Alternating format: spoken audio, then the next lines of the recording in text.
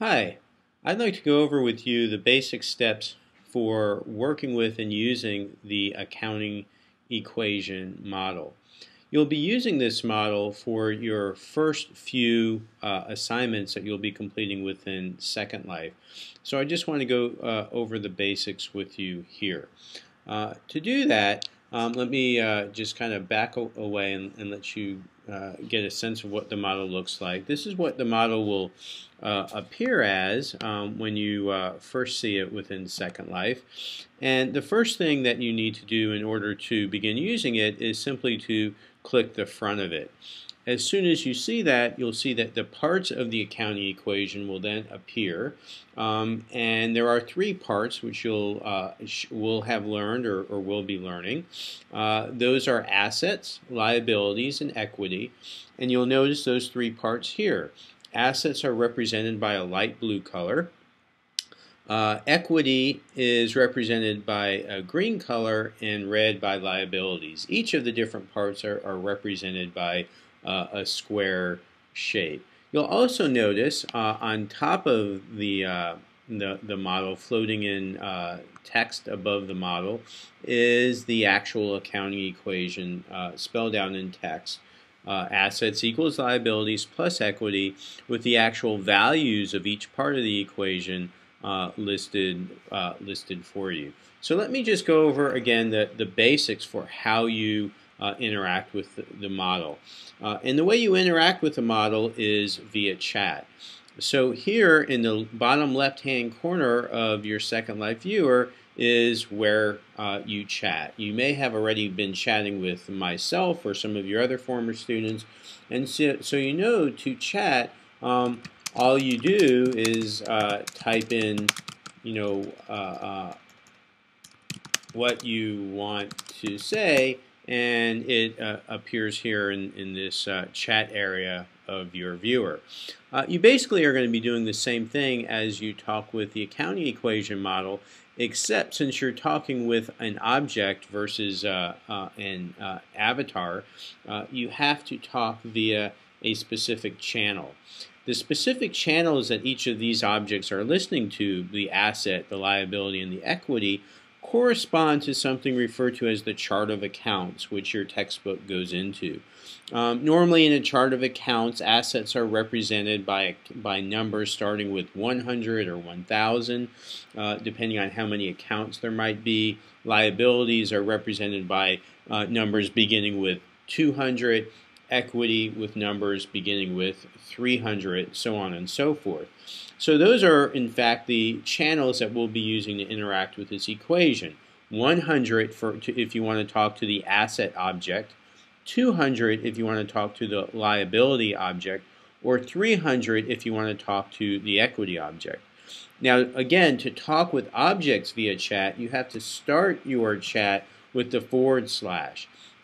So to start talking with the assets, you would begin typing /100. If you wanted to talk to the liabilities, it would be /200. If you wanted to talk with an equity account, it would be 300. Now that the 100, 200, or 300 just opens up the communication channel between each of the objects.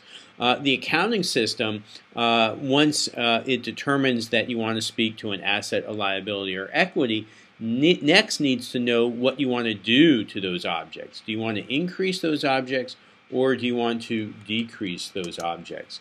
The way in which you tell the accounting system you want to increase or decrease an element in the equation is by letting it know whether you want to debit or credit that part of the equation.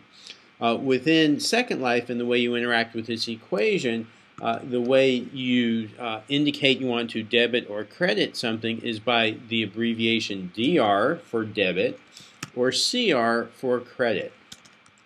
The next part of the chat that you need to use in order to interact with this equation is simply an amount, the amount you want to increase or decrease one of these objects by. So I'm going to go ahead now and put in an amount. I'm going to put in $4,500. So now notice all three parts that are necessary to interact with the equation. the forward slash and the account number that you want to interact with. In this case, I'm using 100 because I'm going to interact with the assets. A space, and then either a DR or a CR, depending on whether you want to debit or credit that account. In this case, I'm choosing debit, and then an amount. Also notice there are no commas in between the amount, it's just the number. Now as soon as you finish that, you press return, and you'll notice that you've interacted with the equation. You'll notice here in the chat window you're getting some feedback. It says assets debited, standby for increase, and then it's telling you that your equation, which you could see visually, is not in balance. You can also see above the model the floating text that has the equation now shows the $4,500 that you just input equals 0 plus 0. So again, you could tell that we are not in balance. So just to continue interacting with the two parts of the equation on the right-hand side, the equity and the liabilities, I'm going to go ahead and increase my equities by 2,000. So again, it's /300 because I want to talk with the equities, CR because I'm going to increase them, and 2,000. And you'll notice that my equity object or element of the equation has increased. You'll notice that the floating equation above the model has increased, and you'll obviously notice visually we're still not in balance. So I'm going to go ahead and now talk with the liabilities, and again, in order to do that, I'm going to have to start with /200. Then I'm going to increase that by 2,500 in order to balance this equation. I'll hit return, and you'll notice now that visually both sides of the equation, the left-hand side and the right-hand side, are in balance. You could also see that the numbers are in balance in the floating text above.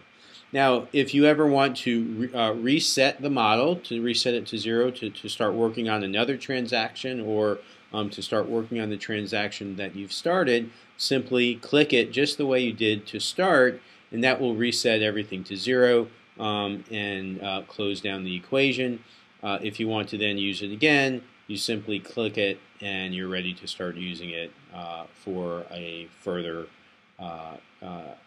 interaction with the model. And that's how you use the accounting equation within Second Life.